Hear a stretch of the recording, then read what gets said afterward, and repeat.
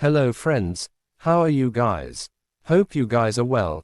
I'm back among you once again with a new update. Robert Downey Jr. gets emotional thanking Christopher Nolan for Oppenheimer casting.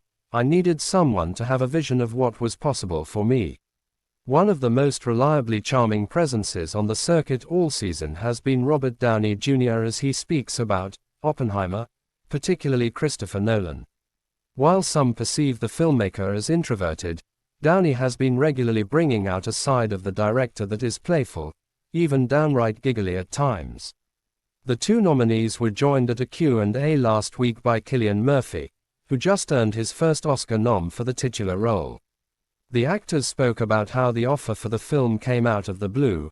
Murphy has made 6 films with Nolan. Downey referred to him as the secret weapon to Nolan's films, and didn't know he was working on Oppenheimer, let alone that he would ask him to play the lead.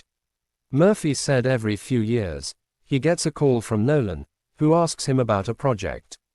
To which Nolan joked, I realize I painted myself into a corner because I can't now call him up and ask him to dinner. Though Downey is a 3-time Oscar nominee and a box office superstar, it was touching to hear how much it meant to him to be offered the role of Oppenheimer's primary nemesis, Louis Strauss. I was at a place in my life, in my career, where I needed someone to have a vision of what was possible for me that I couldn't see for myself, said the actor.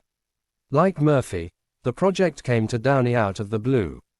I got the call that I should go over to Chris' house, which is already kind of exciting, for weeks.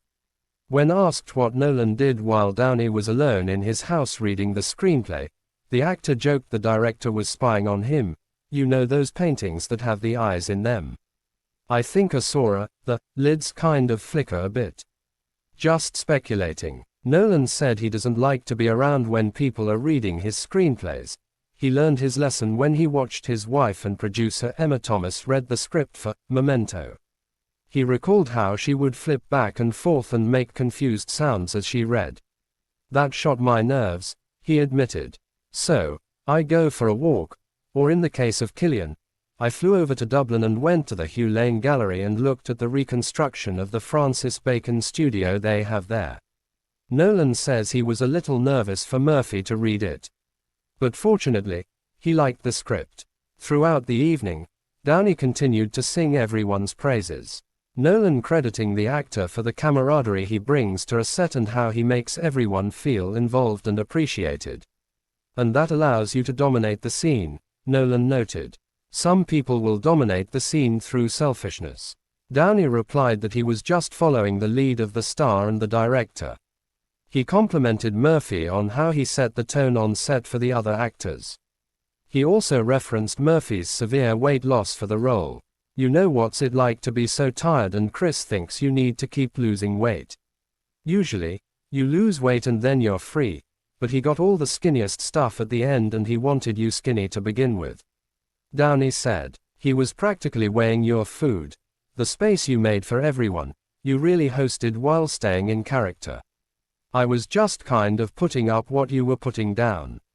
Near the end, Nolan also seemed touched as Downey went on to praise him. While he told Nolan didn't want to use the G word in describing him, he praised. You're generous in the time that you afford to be able to help people find the scenes if they're not exactly on point. I love you, man, Nolan proclaimed, causing the audience to explode and Downey to kick his feet in the